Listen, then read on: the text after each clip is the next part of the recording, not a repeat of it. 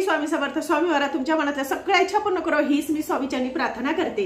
आज मी तुम्हाला ह्या व्हिडिओमध्ये सांगणार आहे गुरुपुष्य अमृत योग। गुरुपुष्य अमृत योग 21 तारखेला नोव्हेंबर रोजी गुरुवारी आलेला आहे, म्हणजेच उद्या गुरुपुष्य अमृत योग आहे। अत्यंत दुर्मिळ असा योग आहे। या योगावर आपण जेवढी आराधना पूजा केली, पाठ केलं, त्याचं पुण्य अनंत आहे, ते कधी समाप्त होत नाही। त्याच्यामध्ये वाढ होते आणि विष्णू भगवान लक्ष्मी मातेचा आशीर्वाद अखंड आपल्या सोबत राहतो। त्याच्यासाठी मी तुम्हाला देचे 10-12 उपाय सांगणार आहे, ते आवर्जून करायचे आहे, कारण की हे जे उपाय करणार याच्याने तुम्हाला लाभच प्राप्त होणार आहे। कारण की गुरुपुष्य अमृत योगावर जर आपण हे उपाय केले तर आपल्या आयुष्याचं सोनं सुद्धा होतं। हे उपाय अत्यंत प्रभावशाली आहे, हे मनातली इच्छा आकांक्षा पूर्ण करणारे आहे। त्यामुळे सगळ्यांनी, संपूर्ण स्त्रियांनी हे उपाय करायचेच आहे, इतरांना सुद्धा पाठवायचे आहे। खूप साधे सिंपल उपाय आहे।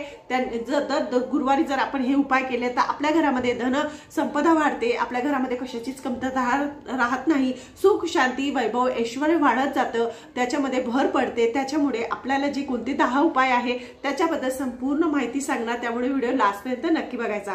बघा, आज मी तुम्हाला सांगणार आहे की 21 तारखेला नोव्हेंबर गुरुवारच्या दिवशी गुरुपुष्य अमृत योग आलेला आहे। या गुरुपुष्य अमृत योगावर गुरु जो नक्षत्र आहे तो म्हणजे नक्षत्रांचा राजा आहे। गुरुपुष्य अमृत योगावर आपण जे पुण्य करतो, आपण जे पाठ पूजा करतो, विष्णू भगवानांची लक्ष्मी मातेची आराधना करतो, त्याचं फळ अनंत आणि खूप पटीने प्राप्त आपल्याला होतं। त्याच्यातलाच तुम्हाला आता पहिला उपाय सांगणार आहे। तो उपाय म्हणजे बघा, गुरुपुष्य अमृत योगाच्या दिवशी सकाळी लवकर उठून आपल्याला आपल्या उंबऱ्यावर पाणी टाकायचं आहे, हळदीचं लेपन करायचं आहे। हळदीचं लेपन कसं करतात ते तुम्हाला अगोदर सांगितलेलं आहे, तरी सांगते। हळदीचं लेपन करताना हळद घ्यायची, गोमूत्र घ्यायचं, जर गोमूत्र नसेल तर गुलाबजल घ्यायचं आणि नंतर ना आपल्या जो उंबरा असतो त्याला आपल्याला हळदीचं लेपन करायचं आहे। त्याच्याने काय होतं तर नकारात्मक शक्ती आपल्या घरामध्ये प्रवेश करत नाही, लक्ष्मी माता प्रभावित होते आणि भगवान विष्णूंना हळद अत्यंत प्रिय आहे। त्यामुळे भगवान विष्णू लक्ष्मी माता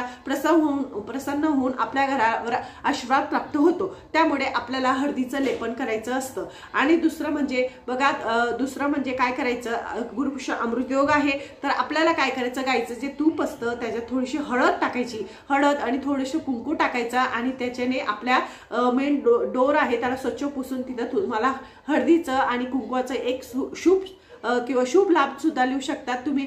तर ते शुभ जे चिन्ह आहे ते तुम्हाला लिहायचे आहेत। आणि तिसरं सांगते, आता सकाळी उठल्यानंतर तुम्हाला सूर्यदेवाला अर्घ्य द्यायचं आहे। सूर्यदेवाला अर्घ्य देताना त्या जलामध्ये तुम्हाला थोडीशी हळद टाकायची आहे, हळद, अक्षता, कुंकू टाकायचं, एक फूल टाकायचं आहे, गुड किंवा साखर टाकायची आणि सूर्यदेवाला अर्घ्य द्यायचा। अर्घ्य देताना तुम्हाला मंत्र सुद्धा सांगते, तर तुम्हाला काय करायचं आहे, अर्घ्य देताना तुम्हाला सूर्यदेवाचा मंत्र म्हणायचा आहे, ओम गृहिणी सूर्याय नमः, ओम गृहिणी सूर्याय नमः असा मंत्र म्हणायचा आहे। 7 वेळेस तुम्हाला तुमची स्वतःभोवती तुम्हाला 7 वेळेस प्रदक्षिणा घालायची आहे। सूर्यदेवाला जर आपण रोज असं अर्घ्य दिला, पाणी अर्पण केलं तर सूर्यदेवाचा आशीर्वाद आपल्यासोबत प्राप्त होतो। आपल्या घरामध्ये धन ऐश्वर्य मनातल्या सगळ्या इच्छा पूर्ण होतात। सूर्यदेवाला अर्घ्य दिल्याने आपल्या मनातल्या इच्छा पूर्ण तर होतात, पण आपण यश वैभव कीर्ती हे आपल्याला प्राप्त होतं। त्यामुळे नक्कीच सूर्यदेवाला इतर दिवशी नका देऊ, पण गुरुपुष्य अमृत योगाच्या दिवशी तुम्हाला नक्कीच सूर्यदेवाला अर्घ्य द्यायचं आहे। त्याच्यातलं आता तुम्हाला तिसरं सांगणार आहे, त्या दिवशी तुम्हाला तुळशी मातेची सुद्धा पूजा करायची आहे। तुळशी मातेची पूजा केल्याने म्हणजे माता लक्ष्मीचीच आपल्याला पूजा करायची आहे। कारण की तुळशी मातेची जर आपण पूजा केली, सकाळ संध्याकाळ दिवा लावला तर लक्ष्मी माता प्रसन्न होते। लक्ष्मी नारायणाचं ते स्थान आहे आणि लक्ष्मी म्हणजे जर तुळशीची पूजा केली तर नारायण हे प्रसन्न होतात। त्यामुळे आपल्याला गुरुवारच्या दिवशी नक्कीच गुरुपुष्य अमृत योगावर तुळशी मातेची पूजा करायची आहे, पाणी अर्पण करायचं आहे आणि कच्चं दूध असेल तुमच्या घरात तर कच्चं दूध अर्पण करायचं आहे। कच्चं दूध का अर्पण करावं तर आपल्या घरामध्ये लक्ष्मी स्थिर राहते, लक्ष्मी माता अखंड आपल्या घरामध्ये वास करते, आर्थिक प्रश्न सुटतात। त्याच्यामुळे आपल्याला जे तुळशी आहे तिला आपल्याला कच्चं दूध अर्पण करायचं आहे आणि तुम्हाला तिथं एक दिवा लावायचा आहे। त्या दिवशी गुरुपुष्य अमृत आहे तर आपल्याला गाईचा तुपाचा दिवा लावायचा आहे। सकाळी संध्याकाळी दोन्ही टायमाला तुम्ही नक्कीच तिथं दिवा लावा। तुमच्या मनातल्या सगळ्या इच्छा पूर्ण झाल्याशिवाय राहणार नाही, कारण की जी तुळशी माता आहे सौभाग्य देणारी आहे, अखंड सौभाग्यवती प्राप्ती करून देणारी आहे, ती तथास्तु म्हणत असते। त्याच्यामुळे आपल्याला तुळशी मातेची सुद्धा सेवा करायची आहे। आता त्याच्यातलं तुम्हाला तिसरं सांगणार आहे, बघा, तुळशी मातेची सेवा झाल्यानंतर आपल्याला काय करायचं आहे, संध्याकाळच्या टायमाला आता पहिला अगोदर तुम्हाला एक उपाय सांगते, खूप अत्यंत प्रभावशाली असा उपाय आहे। उपाय म्हणजे काय करायचा, त्या दिवशी तुम्हाला औदुंबराच्या झाडाला पाणी टाकायला जायचं आहे। औदुंबराचं झाड म्हणजे साक्षात स्वामी समर्थ महाराजांचं ते निवासस्थान आहे। समर्थ आपले तिथे निवास करतात, त्यामुळे औदुंबराच्या झाडाखाली आपल्याला पाणी टाकायचं आहे। पाणी टाकून आपल्याला एक उपाय करायचा आहे। आता तो उपाय कुठला तर सांगते बघा। हा उपाय अत्यंत प्रभावशाली आहे, भरपूर जणांना याचा अनुभव आलेला आहे, तुम्ही सुद्धा याचा अनुभव घेऊ शकतात।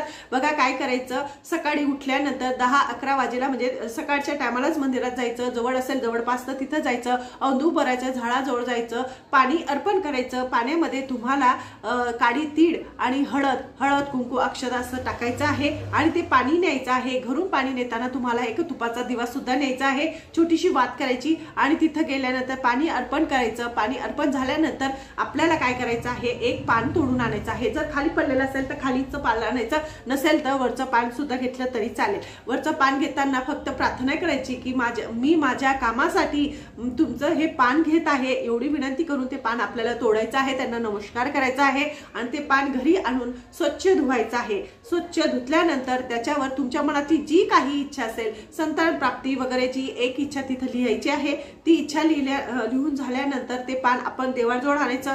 लाल कलरचं कापड घ्यायचं, लाल कलरच्या कापडवर ते पान ठेवायचं आणि नंतर हळदी कुंकू अक्षदा धूप वगैरे दाखवायचं। त्या पानाला त्या जे आपलं कापड असतं त्याच्यामध्ये असं पूर्ण गुंडाळून टाकायचं, गुंडाळल्या म्हणजे असं पूर्ण लपटून द्यायचं त्या पानाला कापडाने आणि नंतर ना संध्याकाळच्या टायमाला ज्या वेळेस दिवाबत्तीचा टाइम असतो त्यावेळेस जायचं आणि ज्या झाडाचं तुम्ही पान आणलेलं आहे त्याच झाडाला तुम्हाला टांगून द्यायचं आहे। तुमच्या मनातली इच्छा पूर्ण झाल्याशिवाय राहणार नाही। अत्यंत प्रभावशाली असा हा एक उपाय आहे आणि त्याच्यातलंच तुम्हाला अजून दुसरं सांगते बघा।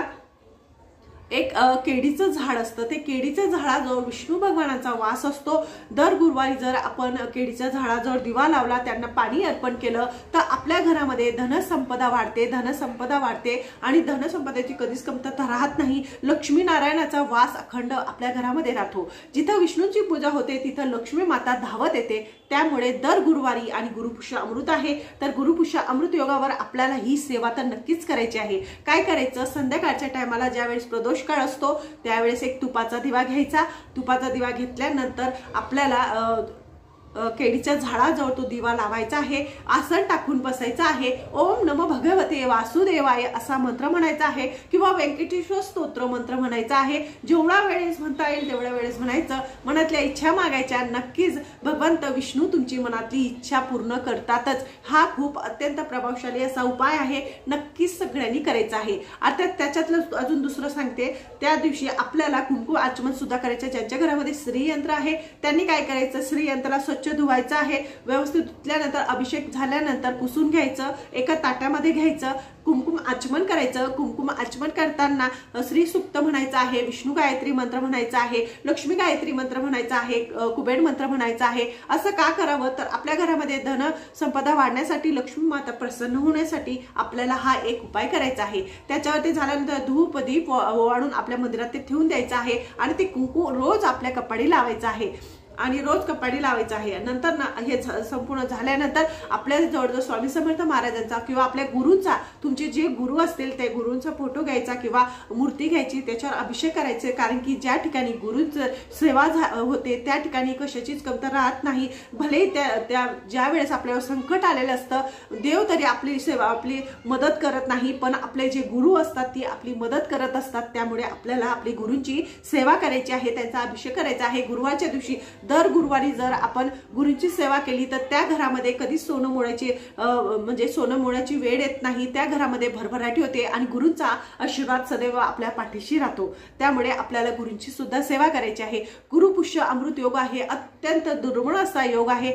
सर्वांनी ही सेवा नक्कीच करायची आहे। आता त्याच्यातलं तुम्हाला दुसरं सांगणार, गुरुपुष्य अमृत योग आहे, त्यामुळे आपल्याला मी तुम्हाला जे स्वस्तिक काढायला लावलं, गायचं तूप घ्यायचं, थोडंसं हळद टाकायची, कुंकू टाकायचा आणि आपला जो गॅसचा ओटा असतो, गॅसच्या ओट्याच्या वरती एक भिंत असते बघा किंवा स्टाईल लावलेली असते, त्याच्यावर तुम्हाला स्वस्तिक काढायचं, धूप दीप लावून त्याची पूजा करायची। का करावी तर धूप दीप लावून पूजा करावी, आपल्या गॅसची पूजा करायची, कारण की तिथं अन्नपूर्णा माता आपली निवास करते आणि अन्नपूर्णा मातेचा जर आपण तिथं स्वस्तिक काढलं तर आपल्या घरातील नकारात्मक शक्ती पूर्णपणे बाहेर जाते, आपल्या घरामध्ये सुख शांती नांदते आणि धन धान्य ऐश्वर याच्यामध्ये आपल्या घरामध्ये वाढ राहते। जे धन असतं, जे आपलं धन धान्य असतं, धान्य असते, त्याच्यामध्ये बरकत राहते, ते कधी संपत नाही। त्यामुळे आपल्याला हा एक उपाय करायचा आहे आणि आपल्याला स्वस्तिक काढून त्याची पूजा करायची आहे। हे संपूर्ण उपाय तुम्ही करून बघा, तुम्हाला खूप चांगला अनुभव येईल। माझं चॅनल आवडत असेल तर लाईक करा, सबस्क्राईब करा, इतरांना सुद्धा पाठवा। श्री स्वामी समर्थ।